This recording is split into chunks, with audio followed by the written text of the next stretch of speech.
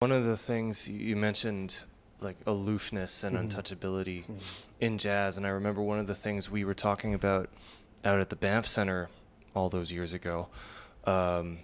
Something you said was that jazz needs to be communicative, and I remember you saying, if I wanted to hear someone stick the Giant Steps Matrix everywhere, I'd never leave my practice room. You know, and one of the things that stuck with me about that is that idea you brought up in that conversation. You brought up Duke, and how his music wasn't simple and it wasn't dumbed down, but it still attracted, you know, just your average common listener. Right, so right. maybe speak to that a little bit more in your music and the music of artists on Inner Circle. Well, I'll say this for, or at least, from my impression of Duke Ellington, he knew who he was writing for. And he knew who he was using as operatives for his notions as an artist. I mean, he was writing for, a sector, a receptive audience, who was ready for, what he had to offer. And he was writing for musicians who were prime ingredients for his stew, if you will. Right. He knew exactly, what he would get. He knew what seasoning, what flavor he would get if he utilized, these principles, if he coupled things this way, if he stacked things this way, if his organization, followed this, I mean, he knew exactly what he was doing. I mean, there was nothing haphazard, accidental about it. I mean, he was very deliberate, and it was through time-tested, wares and experimentation that he could pick and choose, and he could actually, be very, very, very succinct with his ideas. I mean, it wasn't a lot of fluff. He got right to the point because he knew exactly what he was doing.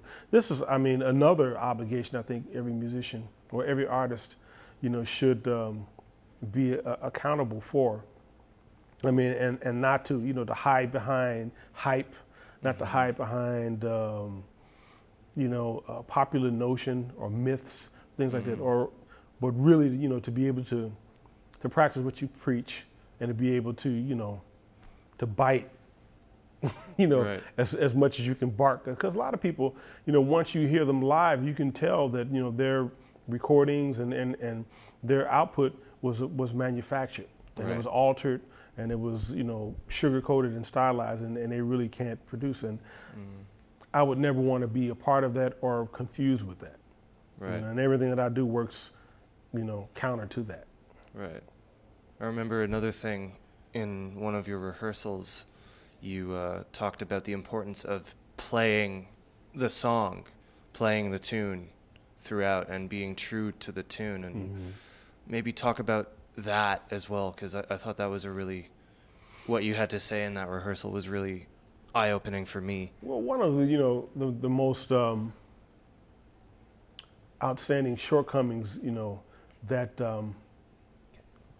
that plagues young musicians is immediate abandonment of the principles, behind what drew a composer to a composition in the first place. Say they may play the melody and they may make some moderate embellishments. And then as soon as that's over, well, then it's off to the races. And there's Right. no reference to that environment, that whole structure that, that the song is representative of. And this is one of the telltale signs of youth.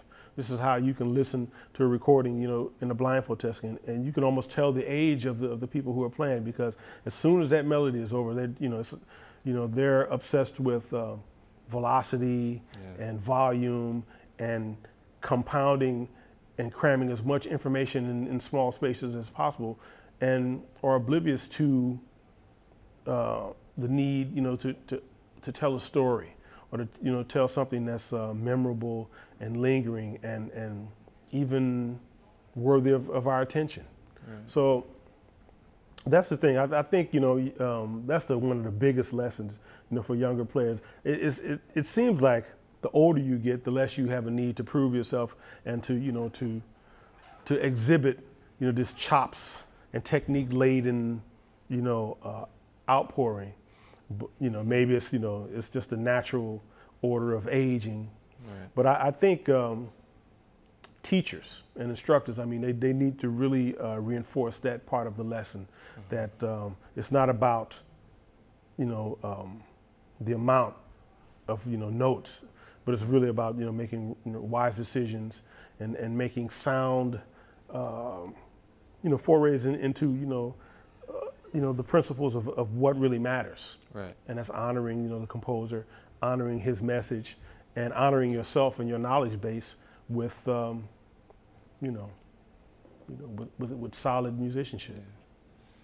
Yeah. And so, the band you have playing tonight is called 9 Levels, and it's comprised of, once again, younger musicians, Right. newer musicians, some of whom are on Inner Circle Music. So maybe just give a quick rundown of who's going to be joining you on So we stage. have Near Felder on guitar, Mike Pinto on vibraphone, Adam Birnbaum on piano, John Davis on drums, and Joseph Lepore on bass. And this is more or less, you know, the working band. I, you know, go back and forth between vibraphone and voice, Sada Serpa, as, you know, my second, but she's in Portugal right now, which I'm traveling to Portugal tomorrow to meet her, to be a guest with her group. Cool. And so, I mean, it's a larger group than you would see. You know, you hardly ever see sextets, you know, anymore. You know, which is usually a financial decision, because I mean, I would like as many colors at my disposal as possible, but a lot of times the budget doesn't allow it. But I'm really proud of these people. You know, they're fine musicians in their own right. A few of them have recorded, and we're also in development with most of them, you know, for a recording on Inner Circle Music, the most non-exploitive record company that I can name. Yeah. So what should we look out for on that label, either that's already out or that's coming? Well, we're gearing up for another batch of 7 releases, 7 being my lucky number, and we're about 75% finished. I'm hopeful that, you know, they'll be ready by mid-September, and it's, you know, just the most you know, the most honest portrayal of young artistry that you probably can find, and because there's no intervention from the label. I let them do what they do. All I'm concerned with is that sonically and visually and conceptually, that everything stands on its own. Cool. Well, that does it for us here at sortiejazznights.com. Thanks, Greg, for joining us. Have a good show. My pleasure.